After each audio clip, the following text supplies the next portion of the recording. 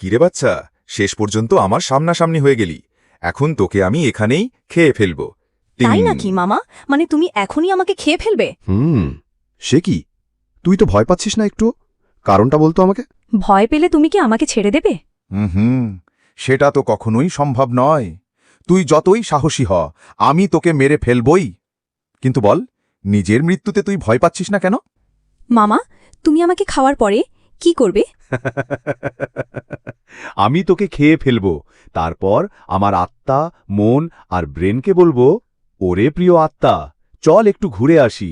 দেশ বিদেশ, পাহাড় পর্বত, নদী, যেখানে খুশি সেখানে মজা করো 2-4 ঘন্টার জন্য। মামা, তুমি মজা করবে 2-4 ঘন্টার জন্য, তারপর তো আবার ঘুম থেকে উঠে শিকার খুঁজতে হবে। কিন্তু আমি তো আজীবন সব কাজ ছুটে দিয়ে আমার আত্মাকে বলবো, এই আত্মা, তুই শুধু মজা কর, মজা করতেই থাক।